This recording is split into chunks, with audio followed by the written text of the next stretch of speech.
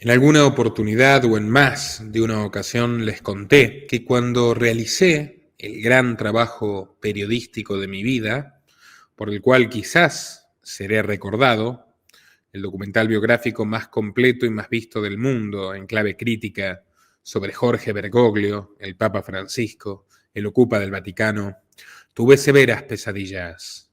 No podía soportar el dolor que me transmitían los testimonios grabados y narrados de Orlando Llorio y Franz Jalix, dos de sus víctimas.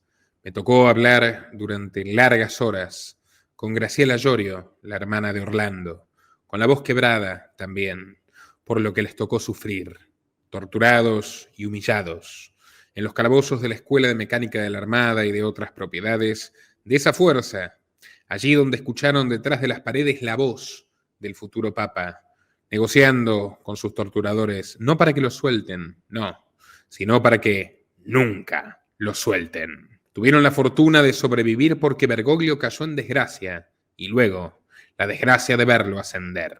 Orlando Llorio murió de un infarto cuando se enteró que Bergoglio había sido rescatado por el corruptísimo ministro del Interior José Luis Manzano, ministro de Menem, y luego un magnate mediático, hoy aliado de Milei. Había sido rescatado del ostracismo que le impuso la Iglesia tras descubrir sus fechorías y lo habían colocado como arzobispo de Buenos Aires. Llorio murió de un infarto por saber que aquel entregador, que aquel cerdo torturador, había vuelto al poder, y eso que Llorio no se había quedado como un jubilado llorando y observando las tremendas cicatrices que signaban su cuerpo. No, había fundado el Centro Nueva Tierra, señores, un organismo más para ayudar a los pobres, con voluntarios, con un esfuerzo genuino de un hombre que fue secuestrado precisamente por ayudar a los humildes en las villas, en las chabolas argentinas, en los barrios más marginales de todos, y que nunca había tenido ningún vínculo con la guerrilla, puesto que eso eran falsas acusaciones de Bergoglio, quien le tenía celos porque temía que él o Jalix, mucho más preparados, quienes fueron sus maestros y mentores dentro de la Compañía de Jesús, le arrebataran su puesto como superior provincial de los jesuitas del Río de la Plata. Yo tuve pesadillas, especialmente teniendo en mi poder la última carta de Franz Jalix, una copia certificada por escribano, de la que recibió Graciela Llorio, cuando Jalix le escribió desde Europa y le dijo que tenía miedo y que no podía pronunciarse sobre el tema, antes de desaparecer por segunda vez y para siempre, cuando Bergoglio llegó al papado. Desaparecido para siempre. Se lo tragó la tierra. Personalmente llamé a la Compañía de Jesús, tanto en Alemania como en Hungría. Lo busqué por todos los medios, le escribí a la supuesta casa de ancianos de la iglesia donde estaba, y nunca más supieron de él, ni siquiera sus alumnos que lo acompañaban en las meditaciones y ejercicios espirituales que realizaba en Europa, a donde había regresado tras los tormentos sufridos en la Argentina por culpa de Bergoglio. Jalix fue desaparecido por segunda vez, amigos. Y hay un grupo de religiosas a las que, bueno, he tratado mucho durante estos años, he leído sobre ellas, luego me he contactado con ellas, me han dado información valiosa y que se enfrentaron tenaz y corajudamente a la mafia de los llamados curas banqueros que hacen negocios con los inmuebles de la iglesia en la España socialista, que gobierna un ateo recalcitrante pero que fue gran amigo de Bergoglio y ahora lo es de Prevost, Pedro Sánchez. Son las monjas de Belorado y están sufriendo un calvario, señores. Están sufriendo un calvario. Tuvimos hace poco aquí a la hermana Laura y hoy no la podemos tener de vuelta porque se encuentra en cama, rendida y exhausta tras las tropelías que sufrió. Les recomiendo esa entrevista si quieren conocerlo directamente de su boca, aunque hoy también contaremos con archivos, les confieso francamente perturbadores, que hielan la sangre y hacen correr sudor frío por la espalda, pero tiempo al tiempo. Lo que es urgente de comunicar es que en este preciso instante en España está teniendo lugar una nueva razzia inquisitorial, una casa de brujas, y han secuestrado a plena luz del día a monjas ancianas. Las han secuestrado, las han privado de su autonomía, se las han llevado en contra de su voluntad. No es una metáfora, amigos. Fue un operativo policial y al mismo tiempo un avance del Estado contra la libertad religiosa. En una escena que, si te la cuentan, suena realmente al siglo XV. Pero está ocurriendo ahora, con uniformes modernos de la Guardia Civil, con sellos oficiales de juzgados teóricamente laicos y con una palabra que pretende limpiarlo todo: legalidad. Pero como dijo el gran liberal Frédéric Bastiat, la ley no es ya el refugio del oprimido, sino el arma del opresor. Hace apenas unos días entrevistamos aquí a Sor Isabel Laura, como les dije, una de las clarisas de Belorado, una comunidad de monjas perseguidas no solo por decirle no a una iglesia que ellas denuncian como diabólica, corrupta y usurpadora, encabezada por Bergoglio en su día y Prevost hoy, sino también y fundamentalmente por no haber dado el brazo a torcer. Otra hermana fue literalmente internada en un loquero, aunque no estaba loca, luego en una casa de ancianos, donde murió en circunstancias misteriosas tras dar una entrevista. Ya llegaremos a ello. Pero en este caso, las monjas supervivientes de Belorado, y siento decirlo, pero no sabemos por cuánto tiempo, así que por eso es crucial que difundan este material y que lo visibilicen porque hay vidas en juego. Estas señoras que desobedecieron a esta jerarquía corrupta hasta la médula, de pederastas, de encubridores, de ladrones, de una banda delictiva que en el nombre de Cristo comete todos los pecados capitales, estas monjas fueron excomulgadas, despojadas de sus hábitos, asfixiadas económicamente, despojadas ya de sus conventos y además criminalizadas. Eran monjas conocidas también por realizar unos fabulosos chocolates. Eran monjas emprendedoras. Yo diría monjas del sector privado, monjas de bien.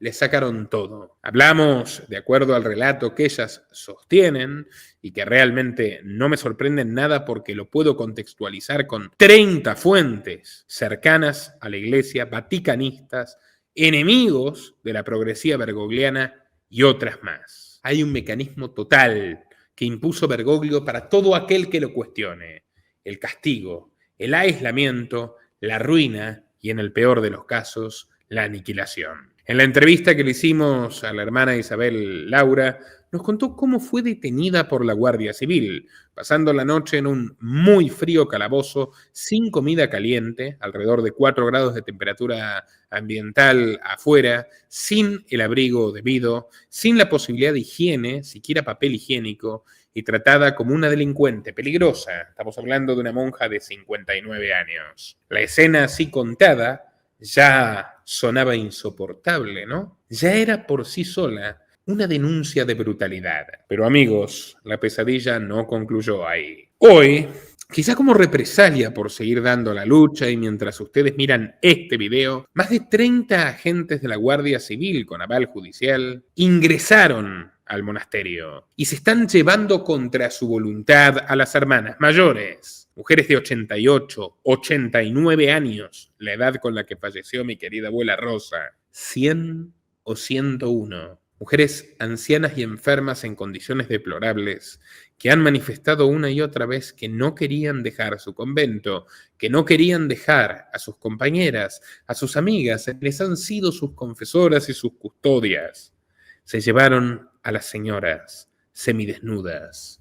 Se las llevaron sin cambiarles los pañales, se las llevaron sin permitirles asearse. En la España de Pedro Sánchez, no debe sorprendernos, pero no debe dejar de repugnarnos, se están violando los derechos fundamentales, los derechos personalísimos, los derechos humanos, naturales e inalienables de dignidad de un grupo de mujeres en la España feminista, ¿ok? Compartan este video en todas sus redes y grupos. Las monjas fueron arrancadas de su comunidad, de su lugar y de su vida. Y cuando digo arrancadas, no lo digo para adornar el relato, lo digo porque la imagen que se dibuja es esa: un cuerpo añejo, frágil y desorientado, extraído impiadosamente del mundo que conoce, su monasterio, su lugar de conexión con Dios, hacia una fuera que no eligió, por funcionarias y funcionarios rudos de un gobierno que odia la fe, pero que se lleva magníficamente con los delincuentes que dicen traficarla, como Bergoglio y compañía. Mientras tanto, a las otras monjas las tienen retenidas dentro de la iglesia, del monasterio, sin dejarlas salir, encerradas. Y si alguna lo intenta, La agarran por la fuerza, impidiéndole moverse. ¿Cómo se llama eso? En cualquier manual de derechos humanos, progres del mundo, ¿cómo se llama eso? De lo que tanto se jacta de respetar el reino de España, ¿no? Esto es un secuestro flagrante. Están secuestrando mujeres ancianas y débiles. Vamos a ver videos, señores, videos realmente perturbadores. Quédense a mirar esto que está ocurriendo en este momento mientras ustedes nos miran y al terminar compártanlo en todas partes. No puede permitirse esta alevosía criminal por parte de las autoridades españolas.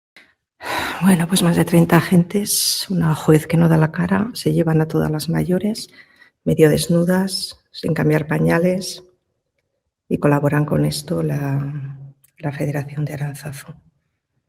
Se llevan secuestradas personas, nos tienen a nosotras arrestadas en la iglesia sin dejar movernos para nada. Y esto es lo que llaman justicia y humanidad. Que Dios haga justicia en todo esto. Toda esta casa. Y ustedes entran aquí como si esto fuera una cuadra de cerdos. Y cogen a las hermanas y se las llevan por la fuerza, porque ellas no quieren irse. Porque lo dice una señora jueza que está pagando. Así es. Ustedes son la Guardia Civil y es lamentable. Es lamentable. Al punto en el que están llegando, al límite al que están llegando, porque para nosotras ni hay humanidad, ni hay derechos, ni hay nada, ni hay alma, ni hay... Eso nadie le importa a esas hermanas. Eso es lo único que hay aquí. Encima tenemos que estar calladitas, esperando aquí 1 hora y media a la señora jueza. Pero ¿qué? Bueno, en este momento quiero dejar testimonio de que nos tienen retenidas en la iglesia del monasterio, impidiéndonos salir de ninguna manera, incluso agarrándonos por la fuerza, y impidiéndonos ver a las hermanas, poder opinar, poder incluso ayudar si se hacía alguna pregunta sobre su salud. Y todo esto está en base a un informe que hizo la Guardia Civil con el capitán de la comandancia de Burgos, completamente falso, en el que lo que dice es que estaba en malas condiciones, todo revuelto, todo sucio, que no había una medicación clara para las hermanas mayores, que había acceso por todos los sitios. Como todo esto es falso, yo doy testimonio de que la Guardia Civil, la comandancia de Burgos, con su capitán al frente, están mintiendo. Para todos aquellos ciudadanos de bien que sepan lo que está pasando en España, y todas aquellas autoridades legítimas y de buen corazón que sepan que se están arrollando todos los derechos y arrollando toda humanidad y toda posibilidad de incluso de leyes justas en base a un informe falso. Sin verificar, todos están rodando y cuando decimos algo se ríen de nosotras, nos miran con mucha ironía y nos dicen que estemos muy tranquilas. Miren, señores, yo no soy católico y lo saben. Ya ni siquiera sé si soy agnóstico, porque he tenido experiencias cercanas a la divinidad, como cuando me salvé, literalmente, tras mirar la estampita de la Virgen de Satanudos que colgaba en la pared y que había dejado allí mi querida abuela, mientras 3 maleantes me asfixiaban y estuve a punto de morir por hipoxia. Video muy recomendado para quien no lo haya visto todavía. Pero lo que sí puedo decir, como alguien que fue criado en la fe católica, por una abuela culta y creyente, por un padre creyente, que no solamente hablaban del contenido de la Biblia o se acordaban de Jesús en la misa de Navidad, sino que practicaban sus mandatos en forma cotidiana, puedo estar absoluta y totalmente seguro de que en caso de que Jesús sea quienes todos los cristianos creen que es, Jesús estaría del lado de las monjas y no de sus captores. Jesús estaría del lado de las monjas y no de Bergoglio. Las están tratando como delincuentes, monjas de una comunidad que se ha caracterizado por ser laboriosa, repito, emprendedora. No quiero utilizar el calificativo capitalista, pero podría. Eran monjas productivas. O sea, eran monjas productivas dentro de la iglesia y estamos hablando de personas que tienen 30, 40, 50, 60 años o 70 años incluso, de servicio religioso. Una manga de pederastas, encubridores, especuladores inmobiliarios que santifican a políticos, independentistas, comunistas, etc. ¿Ok? Una manga de criminales, empezando por Bergoglio, y encubridores de abuso sexual como Prevost. Esta clase de sujetos no tiene absolutamente ninguna autoridad en términos cristianos elementales sobre esas señoras. Y el Estado está actuando como actúa la dictadura nicaragüense, amiga de Sánchez, por supuesto, que secuestra sacerdotes. La dictadura comunista china que los secuestra con complicidad del Vaticano, por lo menos en tiempos de Bergoglio. Presumo que la práctica continúa con Prevost. Sean o no católicos, amigos, tienen que compartir esto. La historia no termina aquí. Como han visto, la situación es francamente desesperante y vamos a difundir este atropello hasta que no quede un solo rincón donde puedan esconder la mentira. Cuando la Inquisición actúa, la única defensa que queda es la luz de la verdad. Por eso, si aún no te has enterado, te vamos a contar paso a paso cómo se llegó hasta este horror que tiene a la cabeza a un inquisidor con nombre y apellido, a un Roberto Bellarmino moderno, Mario Iceta Gavicagogiascoa. ¿Qué apellido, Mario Iceta, arzobispo de Burgos. Durante años, las clarisas de Belorado vivieron en silencio, trabajo y oración. No eran un tema para nadie, no eran un caso judicial, no eran un conflicto de interés. Eran, en el más simple de los sentidos, una comunidad religiosa, con sus rutinas, sus rezos, tareas, paciencia, estabilidad. Con sus propias manos levantaron una casa rural, una hospedería monástica, a 5 minutos del aeropuerto de Bilbao. Un lugar sencillo, bonito, muy bien cuidado. Imagínense si va a estar sucio y revuelto. ¿Vieron esas mujeres? ¿Ustedes creen que son unas puercas? Los puercos son los infelices sin madre, sin abuela, sin hermanas, sin hijas, los cerdos que se llevaron esas ancianas de esa forma. Pero bueno, ellas llegaron a tener un hotel. Todo lo hacían bien estas mujeres, Todo lo hacían bien. He hablado con muchos religiosos investigando a la iglesia. Son la mejor fuente que existe y sé identificar a las que trabajan. Estas no son el falso diácono Jorge Sonante, el falso cura Jorge Sonante. No. Estas son señoras que estuvieron entre 30 y 70 años sirviendo a la iglesia católica.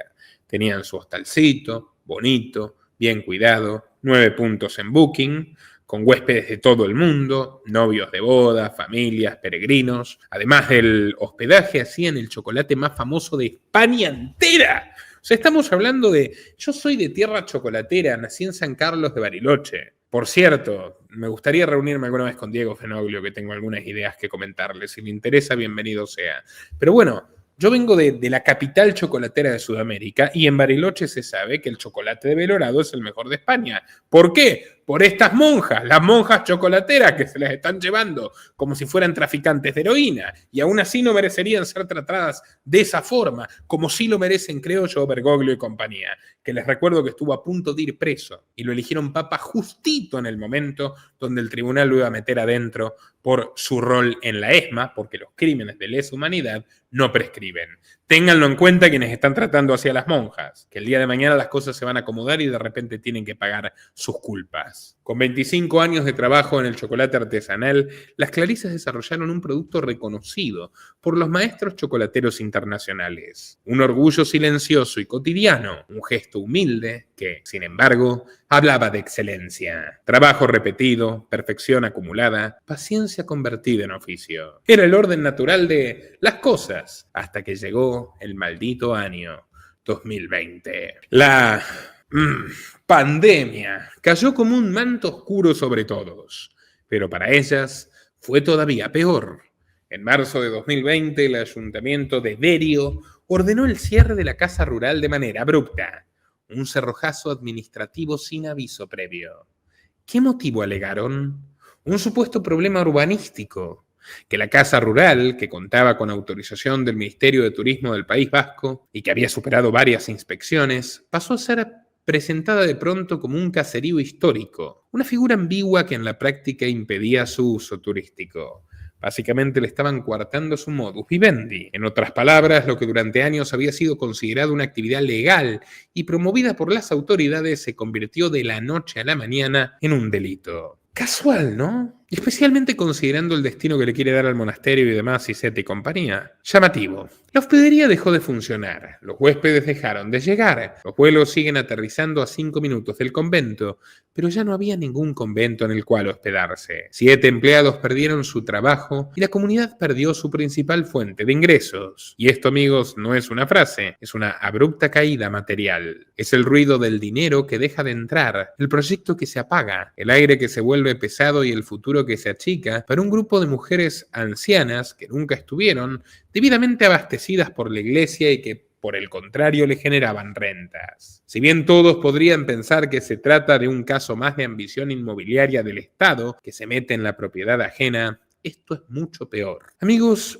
las clarisas cometieron el pecado imperdonable de rechazar, de manera paulatina, el rumbo que tomó la Iglesia Católica desde el Concilio Vaticano II, y sobre todo, desde el usurpador Jorge Bergoglio, siguiendo por numerosos obispos y funcionarios que ha nombrado para sostener reformas que califican de herejía. A partir de allí, la persecución adoptó todas sus formas y llegó con un duro golpe final, el cierre de su obrador chocolatero. A ver, alguien que cierra una fábrica de chocolates es un malo de película de Disney, señores. O sea, no hay manera. O sea, ni disimulan. A partir de allí, como les digo, luego de un cuarto de siglo de trabajo, portazo sin contemplación alguna y las monjas clarisas sin vías de sustento. Mientras todo esto ocurría, un nombre comienza a aparecer en las sombras, una y otra vez. La silueta detrás del telón. Mario Iceta, arzobispo de Burgos. El heredero, el continuador, el ejecutor de una lógica horrorosa de los curas banqueros. Antes de que todo este entuerto estallara en la localidad de Belorado, ya había un aviso previo, un aviso manchado de sangre, un presagio siniestro que pocos recuerdan en España, pero que descubrí gracias precisamente a la hermana Laura y a Rafael Bueno, el exdirector del banco Caja Sur, que fue testigo de estas tropelías. Sor Clara Moya. Sor Clara había sido abadesa en Andalucía, que a finales de los años 90 y comienzos de los 2000, en plena transición en el pontificado de Juan Pablo II y a inicios del de Benedicto XVI, empezó a denunciar públicamente lo que consideraba una espuria red de intereses económicos, inmobiliarios y eclesiásticos que operaban sobre conventos y comunidades religiosas, desalojando por la fuerza a inocentes monjas que no podían defenderse. ¿Les suena de algo? Naturalmente a Sor Clara Moya la expulsaron. La dejaron literalmente en la calle, con una maleta, sin comunidad y sin amparo. La familia la recogió, pero poco después también la echaron, tras una jugarreta miserable para despojarla de sus bienes personales. A Sor Clara le habían prometido joyas y millones de pesetas como compensación, pero nunca llegaron a sus manos. El dinero, como tantas veces, volvió a las manos de los curas banqueros, y la familia decepcionada dejó de ayudarla porque no tenía nada para llevarles. Entonces empezaron a circular rumores falsos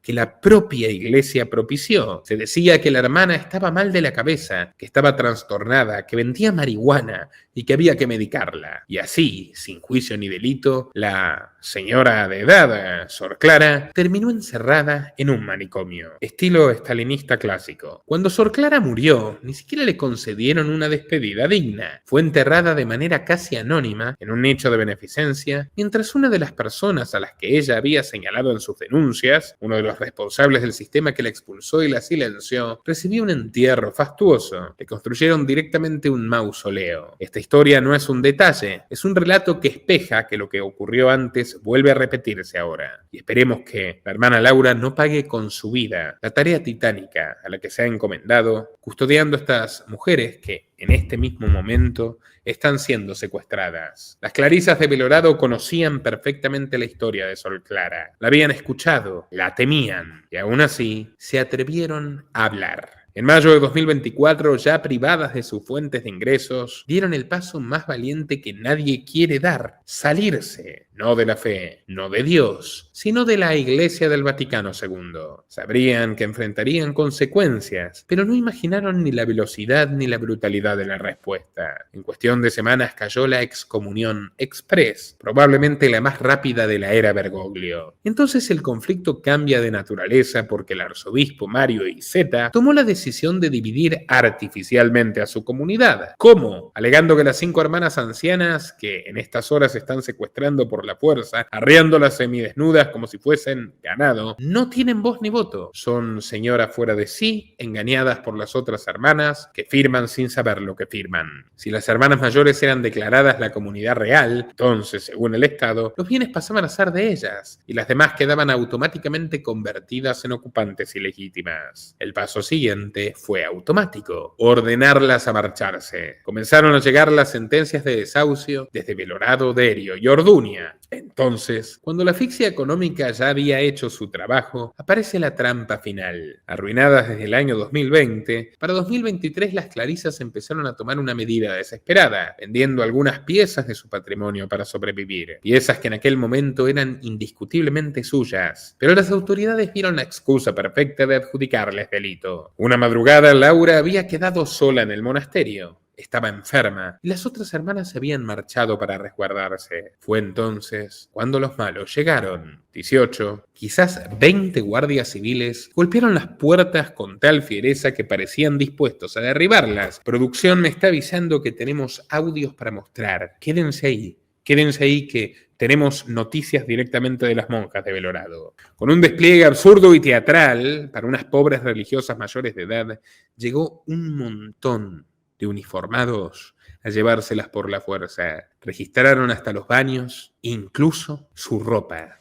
Se llevaron las piezas, los cristos, las imágenes, los ordenadores, los discos duros, los USB y los teléfonos. Y todo esto pasando por encima de las garantías elementales, como esperar al abogado de las clarisas, ¿no? Lo mínimo. Por si fuera poco, empujaron al trabajador que intentó interceder, aporrearon las puertas interiores y le dejaron claro a Sor Isabel que desde aquel momento no podía separarse de ellos ni un segundo. Ahora ellos lo tienen todo, diría Sor Isabel, y yo no tengo nada. Y aún así, amigos, lo peor todavía estaba por venir. La hermana fue privada de su libertad sin previo aviso, aislada de toda comunicación y tratada como una condenada. Desde la noche anterior no había probado bocado. Sin embargo, la hicieron pasar 16 horas sin comida alguna, sin desayuno, sin siquiera una infusión para templar el cuerpo, en una noche invernal en España. Imagínense, otoño duro en el norte de España. La monja pidió algo para el mareo y se lo negaron. Pidió agua y le dieron apenas una botella. Al no encontrar las obras que buscaban, el trato se volvió todavía más hostil. Le dijeron que se llevarían todo de todos modos, porque así lo habían resuelto ellos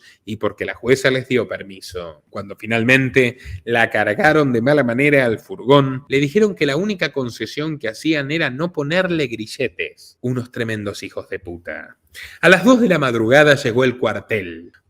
Y llegó junto a la otra hermana, como Yorio y Yalix. No compartían celda, pero esa mínima cercanía humana fue un alivio en medio del desamparo. Y un detalle no menor: por esta época del año en Burgos hay un frío húmedo que corroe los huesos. Por eso Sor Isabel pidió 2 mantas, pero le dieron solamente una.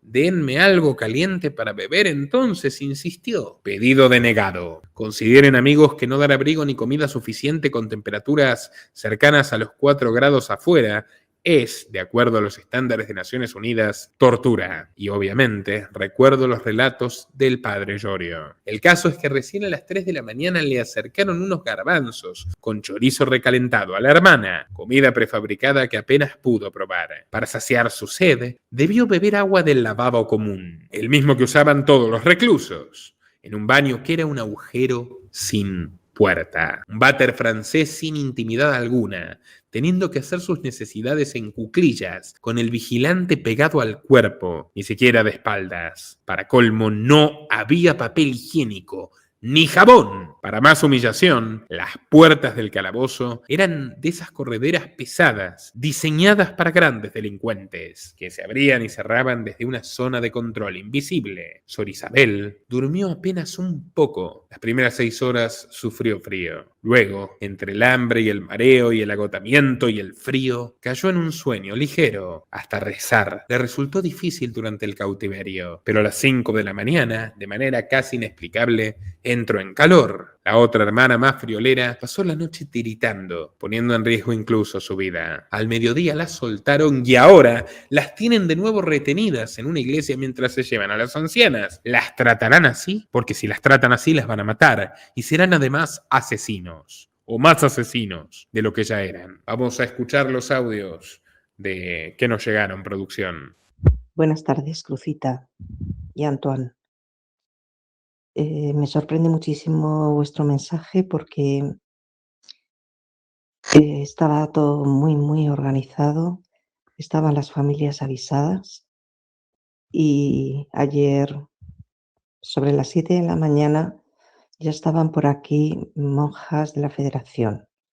Por aquí quiero decir por el pueblo de Orduña, por la Solinera. Luego había efectivos de la Guardia Civil, más de 30. Y con ellos también estaba la juez de Bilbao, su secretaria, una médico forense. Nosotras no sabíamos nada, no se nos había advertido absolutamente nada, pero estábamos muy inquietas porque nos han venido haciendo esto reiteradamente y no solo esto, sino aparte de los intentos de llevarse a las hermanas por la fuerza, lo que han querido hacer también y lo han hecho es llevarse todo el patrimonio de la comunidad y no dar ninguna explicación, no nos dejan saber nada, ni dónde está, solo sabemos algo por la prensa. Entonces, bueno, es una desamortización total, porque gran parte, bueno, pues dicen que se lo han quedado la Guardia Civil, pero luego también que se lo iba a entregar al comisario pontificio, bueno, todo esto.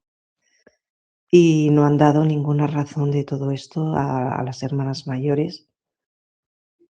Nosotras se lo hemos querido evitar por el disgusto que iban a tener. Y entonces, el tema del patrimonio me estoy refiriendo, ¿vale? Entonces está la presión, la persecución y la incansable acoso que sufrimos, que hemos estado muy agotadas las últimas semanas. Sabéis que Paloma y yo estuvimos también en el calabozo una noche por ningún delito, porque no habíamos hecho ningún delito, no se nos informó de nada y de hecho los abogados dicen que no consta denuncia alguna y que tampoco hay ningún delito en lo que se ha dicho, que ha sido un bulo. O sea que en base a una serie de falsedades de que habíamos vendido unas imágenes inventariadas, pues han montado un circo de un tamaño monumental y esas imágenes que nosotras habíamos vendido, una de ellas, en el año 23, por necesidades internas económicas, no estaban inventariadas, podíamos venderlas como hicimos con la libertad interna del capítulo y del discretorio. Bueno, esto aparte.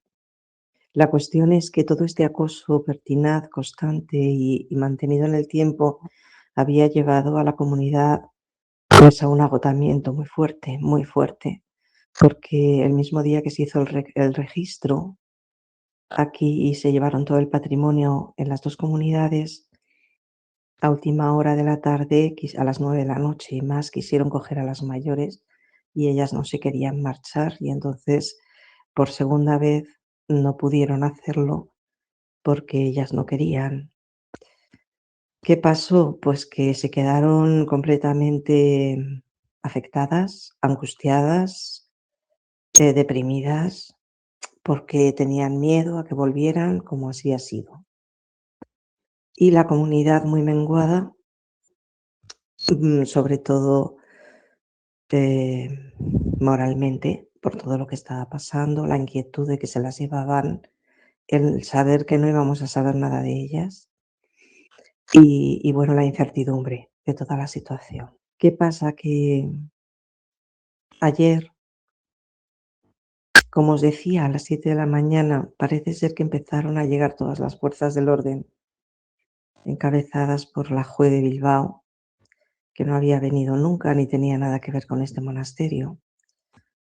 Pero, bueno, pues entraron por la fuerza empujando a la portera y ya se metieron a casa, 20 efectivos subieron a las habitaciones, nos sacaron a todas, porque yo también estoy, y nos sacaron, estábamos aquí cuatro hermanas. A ver, estaba Paloma, Israel, Belén y Alma. Entonces, bueno, pues la verdad es que era un momento en el que estábamos empezando a levantarlas. Algunas hermanas ya estaban en el cuarto de baño, pero echaron a todas y nos hicieron bajar, o sea, abandonarlas en la situación que estaban de desnudez, de precariedad en los váteres, a medio levantar, medio desnudas, pero nos echaron a todas de las habitaciones, los efectivos, los agentes, sin ningún cuidado, o sea, no habían desayunado, no habían tomado medicaciones. Sor Lucía la víspera había tenido una fiebre alta por una infección de orina. Se la estaba atendiendo en el baño, pero bueno, pues nos echaron y tal cual las cogieron con o sea, tal como las encontró, como las cogieron con no, ni siquiera sus enseres, sino un camisón fino, porque en las habitaciones hacía mucho calor. Y entonces, bueno, pues así las pusieron en sillas de ruedas, las bajaron, las sacaron por el portal de la casa, que hacía frío, y las fueron metiendo en ambulancias y se las llevaron. Para poder hacer esto, primero a nosotros nos metieron al fondo de la iglesia y se apostaron 6 agentes en la puerta impidiéndonos ningún movimiento, para que no viéramos, ni oyéramos, ni pudiéramos tomar contacto con ellas. Nos tuvieron 2 horas retenidas, detenidas, porque cuando pedimos ir al cuarto de baño, nos acompañaban los agentes y dejaban la puerta abierta, una cosa realmente abrumadora. En esas salidas esporádicas en que pedíamos salir al baño, es cuando pudimos constatar, pues, que había clarisas que luego inmediatamente se las llevaban y desaparecían. Y fue concretamente Sor Alma la que vio a Lucía prácticamente desnuda, sin pañal, que la habían cogido del váter y bueno, un escándalo. Había dejado un reguero de heces en el cuarto de baño que luego tuvimos que recoger porque no habían esperado a que ella terminara. La habían montado en una silla y se la habían llevado. Y bueno, pues tenían mucha prisa en llevárselas sin que nosotras pudiéramos intervenir.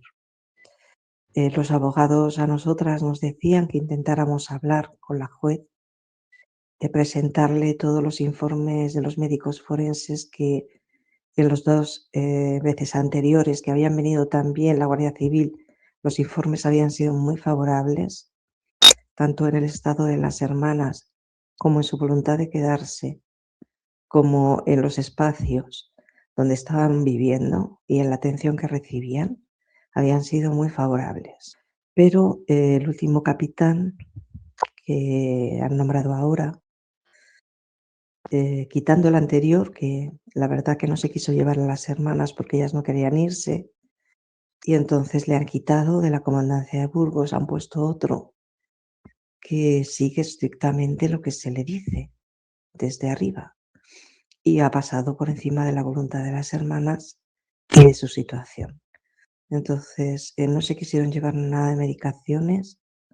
Pedimos reiteradamente explicar a los agentes la situación de cada hermana, sus medicinas, sus necesidades, y dijeron que no era necesario, que ya estaban atendidas. Y así se las llevaron en un estado en el que, bueno, pues me figuro que de shock, de desconcierto, de angustia. Alma también pudo ver a tu hermana Pilar un momento y la vio en estado de pánico, pálida, con los ojos muy abiertos, callada, y estaba custodiada por una mujer agente, pero bueno, la echaron inmediatamente que se fuera y Alma se tuvo que retirar, no pudo hablar con Pilar. no las hemos vuelto a ver. Nosotras vimos por fin nos dejaron ver, después de mucha insistencia, a la juez, que solo me recibió a mí, no quería hablar con las hermanas. Y ya para entonces ya no había nadie, se las habían llevado las ambulancias, las hermanas de la federación, todas. Entonces lo único que me dijo es que por su determinación y voluntad se las había llevado al hospital de Basurto, en Bilbao, y que ya verían allí lo que hacían, que si las encontraban bien, pues igual volvían, y, y que bueno, que quería hacerles un chequeo y unas analíticas. Pero justamente cuando me lo estaba diciendo, el comisario ya había publicado un comunicado al mismo tiempo, simultáneamente, diciendo que ya la juez le había entregado las 5 hermanas y que él se las había dado a la federación. Con lo cual a mí me estaba mintiendo la juez diciéndome que si todo estaba bien, que volvían, ¿no? O sea, la verdad es que una ausencia total de humanidad y de ética.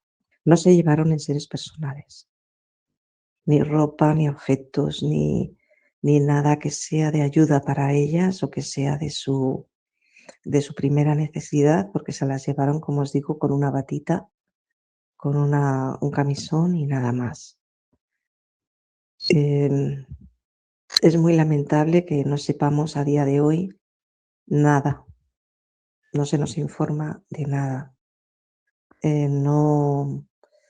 No hay modo de acceder a información verificable. Entonces, a mí me ha extrañado la pregunta porque tienes un acceso directo a Carlos Azcona y yo creo que lo necesario es que te den todo tipo de explicaciones para que puedas saber dónde está tu hermana, cómo está tu hermana y qué quiere tu hermana.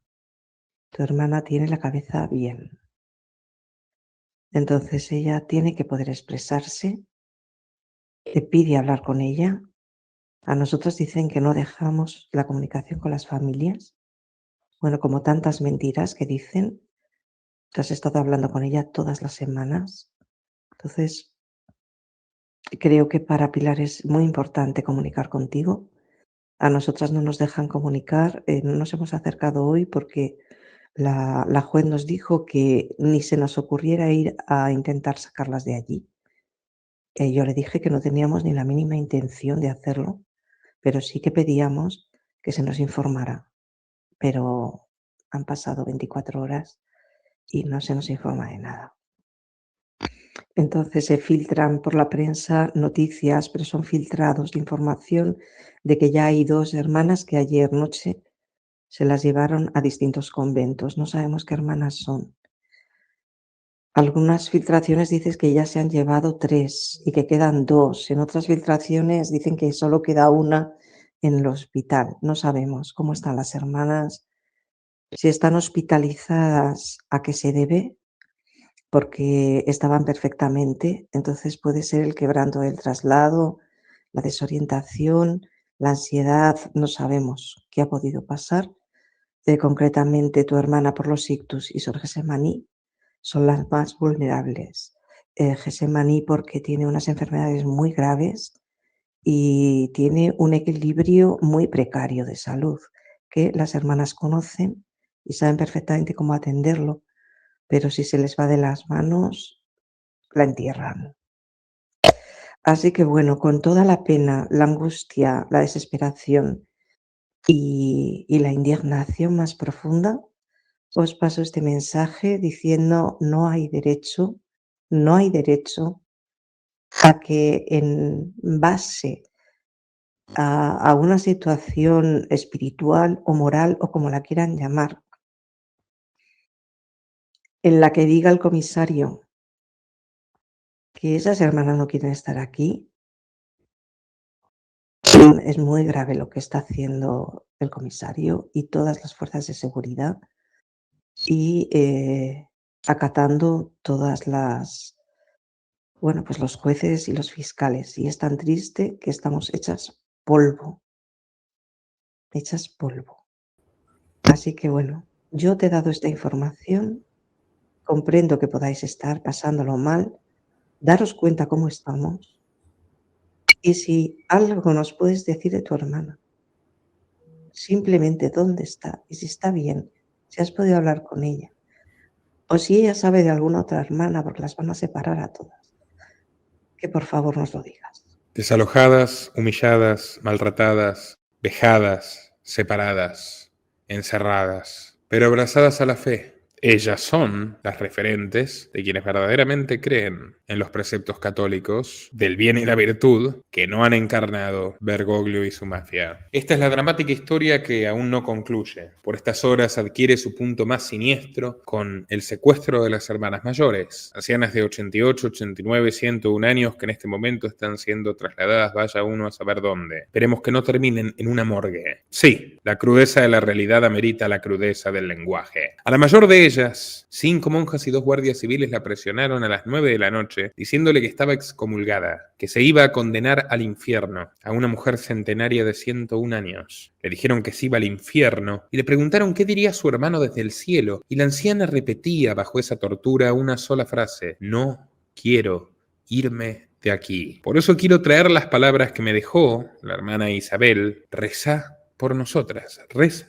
por nosotras, recen por ellas. De la manera que puedan, de la manera que crean, de la manera que les salga. Y además de rezar, y especialmente también los no creyentes no rezar, las hermanas piden que se investigue la actuación de la jueza, del comisario y del juzgado de Briviesca. La jueza tiene nombre y apellido. La autora de estas fechorías atroces se llama María Isabel Revilla Jiménez. A ver, producción, si pueden buscar por favor una fotografía de la magistrada María Isabel Revilla Jiménez, titular del juzgado de instrucción número 1 de Briviesca. María Isabel Revilla Jiménez, queremos conocer el rostro de esta persona que no tiene absolutamente ningún tipo de sororidad, de empatía con su género, de respeto por las mayores, de principio ético moral alguno, ¿no? Esta es la señora jueza María Isabel Revilla Jiménez, que invito como periodista a mis colegas españoles a investigar y de cerca. Y cuando uno cree que el cuadro ya no puede volverse más oscuro, cuando ya hay ancianas arrancadas, monjas retenidas, tormentos, lágrimas frente a la cámara, una palabra se repite como un último escudo: están mintiendo, ¿no? Llega el golpe que desarma incluso a quien se estaba manteniendo frío, porque las acusan de mentir, las muestran en los medios como ladronas, en la RTVE, en la cadena estatal. Por supuesto, es una propaganda donde está el Estado y el clero persiguiendo una comunidad religiosa, y yo me siento como Voltaire abogando por Jean Calas, aquel comerciante que fue condenado falsamente por haber matado a su hijo, porque él era hugonote y el hijo supuestamente se había convertido al catolicismo y en realidad era una víctima del odio y del fanatismo. Pero bueno, señores, aunque no lo crean, no se salvaron ni los perros de las monjas. Las ex monjas de Belorado denunciaron el envenenamiento de sus canes, de sus mascotas, de sus amigos de 4 patas. Una escena más en una escalada donde todo busca el efecto final de quebrarlas, atemorizarlas, asfixiarlas y finalmente eliminarlas. Está ahí, como un episodio que no necesita adornos, señores, para que nos demos cuenta del infierno en el cual viven quienes se rebelan contra el mal. Yo he visto muchas cosas en estos años. Yo estuve en personal comunicación con Carlo María Viganó y su secretario, que ofició de intérprete, en 2 llamadas, no en una. Recibí un correo electrónico que luego negó cuando estaba siendo investigado. ¿Qué hizo Carlo María Viganó para ser investigado? Actuó de acuerdo a sus principios. Él fue nuncio apostólico en los Estados Unidos durante la era de Juan Pablo II y era consciente del abominable comportamiento del depredador serial Joseph Theodore McCarrick, que era arzobispo de Washington, D.C., llamado el arzobispo del Foro de Davos, ¿recuerdan? Bueno, era el confesor de Bill Gates, amigo de Hillary y de Trump, de los dos. Se lo vio cenando con ambos en Nueva York en la campaña de 2016 para que tengan una idea del poder de este hombre, ¿no? De McCarrick. Viganó sabía que era un abusador serial de jóvenes del seminario y presentó esa denuncia ante Ratzinger, que ya siendo Papa Benedicto XVI, quizás no con suficiente firmeza, pero con bastante convicción, actuó. Le prohibió a McCarrick, gracias al informe de Viganó que están viendo en cámara, le prohibió a McCarrick contactar con jóvenes, le prohibió viajar, lo retiró temporalmente del cargo, le abrió un sumario secreto. Y bueno, McCarrick se alió a la mafia de San Galo, de pederastas pederastas y chantajistas de la izquierda clerical europea y a Hillary Clinton y a Podesta, que estaban en los Estados Unidos en ese momento como secretaria de Estado y su jefe de gabinete, en la llamada Primavera Católica, derrocaron a Ratzinger, como todos saben ya, lo mantuvieron recluso en el monasterio Mater Ecclesiae hasta el fin de sus días, sin permitirle ver a su familia ni volver a Alemania como solicitó. Y a Viganò, inquieto, fue a informarle al nuevo Papa Bergoglio en una audiencia que esperó muchísimo, fue humillado varias veces, horas y horas estuvo esperando para recibir al Papa, y lo informó de todo esto, y el Papa levantó todas las restricciones, Bergoglio, contra McCarrick, le dio un abrazo en público, echó de manera humillante y denigrante a Viganò de su apartamento en la Santa Sede, en el Vaticano, lo expulsó de mala forma, le tiraron sus cosas a la calle, y luego, mientras él hablaba conmigo, comenzó la investigación para excomulgarlo. En ese contexto, Viganò desautorizó una publicación que yo hice, y bueno, yo no sé si lo hackearon, o si tuvo miedo, o si pretendían manotazos de ahogado, qué sé yo.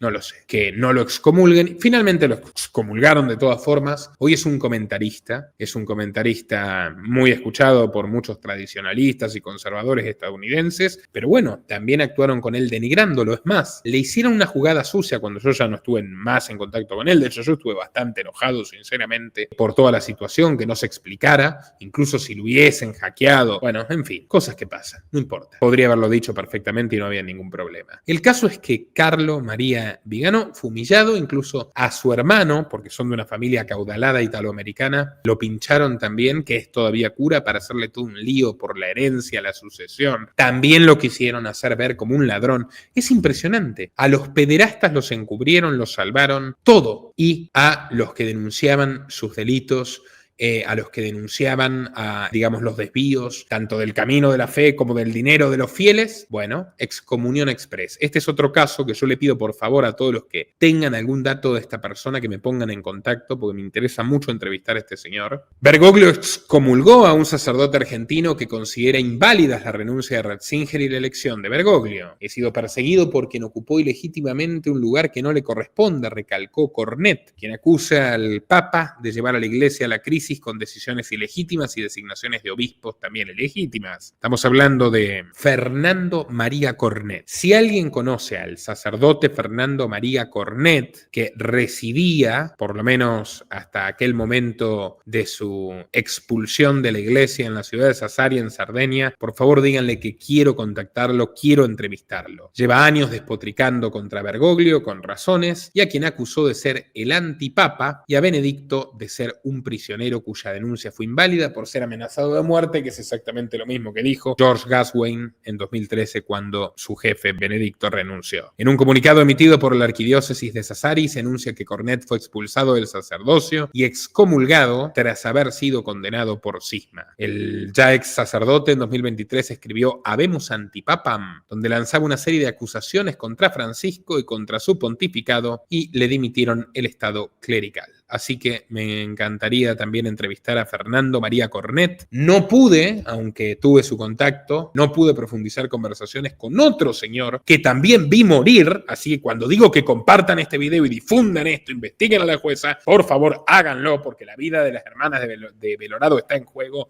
No lo dudo. La extraña muerte de este señor, con el que no pude hablar porque muchos de estos personajes son muy conservadores, ven que soy un periodista abiertamente liberal, que no soy creyente, no me dirigen la palabra. De hecho, la mayoría de los vaticanistas son católicos, bastante conservadores, o si no son conservadores, son progresistas, pero están alineados políticamente con alguien en el Vaticano y por eso le dan credenciales de prensa y acceso allí. Yo hablo con muchos vaticanistas, pero muchos de estos personajes, como Giulio Colombi, no me querían, dar más información de la que publicaban. Sin embargo, pobre hombre, lo mataron de manera absolutamente impúdica. Cuando murió Benedicto, a mí muchos me dijeron, ¿pero qué decís? ¿Cómo vas a decir que fue misteriosa la muerte de una persona de más de 90 años? Bueno, fue misteriosa la muerte de Benedicto, especialmente cuando Bergoglio dijo pública y privadamente que él no iba a dar un paso al costado hasta que se muriera Benedicto, que le había negado volver a Alemania con su familia, que le compró a Gaswain después de echarlo para que intercepte su correspondencia y lo hacía abiertamente, que le modificaba los libros, y qué casualidad, a los 2 días se muere Colombi, su traductor, con quien yo personalmente también mantuve correos electrónicos. Ni siquiera a los 2 días. Al día siguiente que murió Benedicto, 31 de diciembre de 2022, el 1 de enero de 2023 murió Colombi, que era bastante más joven, ¿no? Llamativo, ¿no? Tenía muchas cartas de Benedicto XVI, las últimas cartas de Benedicto XVI entregadas en mano por Benedicto XVI para sortear la censura en su poder. Nadie sabe dónde están hoy. Cuiden a las hermanas de Belorado, amigos. Compartan este video. Hasta pronto. Hace más de 5 años abrí este canal porque creo que educar es combatir. Y ni en el mejor de mis sueños pude vislumbrar a dónde llegaríamos juntos. Más de 750.000 suscriptores, más de 180 millones de visitas y un batallón de documentales exhaustivos que desenmascaran a los peores villanos y tiranos de nuestra era. Estoy eternamente agradecido a ustedes, mi público, por permitirme hacer lo que más amo, un periodismo veraz, independiente, libre y combativo. Si realmente quieres que sigamos contándote la cruda realidad para que puedas prepararte ante sus desafíos, en este mundo turbulento, realmente necesitamos tu ayuda. No solo para continuar con una 7ª temporada de Los Liberales, sino para innovar y dar un salto de calidad. Esto significa financiar un nuevo estudio que elevará la calidad audiovisual y nos permitirá introducir nuevos formatos, como debates o entrevistas en vivo con personajes de lujo. Nuestro objetivo es reunir $50.000 para este proyecto, que incluye tanto mejoras técnicas como construcción y personal. Pero como nada es gratis en la vida, por supuesto que si nos apoyas en esta aventura, recibirás tu recompensa. ¿Cómo? A través de nuestra nueva tienda en patreon.com/Nicolás Moraz. Sí, ahora los liberales tenemos tienda. Ahora puedes hacer una compra única que impulsará la renovación de los liberales y para ello no es necesario que te unas como aportante mensual. Entras a patreon.com/Nicolás Moraz y compras lo que quieras. En nuestra tienda podrás obtener por $25 una carta de agradecimiento personalizada y firmada por mí. Por $50 la misma carta más un clip de agradecimiento a tu persona o a quien desees. Por $100 podrás tener una amplia videollamada conmigo sobre los temas que quieras. A partir de $250 podrás encargarle a este equipo periodístico de lujo un informe sobre el tema que tú quieras, por supuesto tratado desde nuestro enfoque. Y con $1.000 puedes conseguir un documental de 1 hora y media, de esos que hacen historia. Y cuidado, desde $1.500 podrás adquirir opciones para publicitar tu marca en este canal, uno de los principales medios independientes de YouTube en español y de los más seguidos por los hispanos en Estados Unidos, los españoles, los mexicanos, los argentinos y el resto de América Latina. Y atención, cualquier compra que hagas te dará un gran descuento si quieres unirte a nuestra familia de mecenas con los planes mensuales. Ahora, estimado amigo o amiga, depende de ti. ¿Seguiremos creciendo juntos? Ingresa a patreon.com/Nicolás Moraz y hazlo realidad.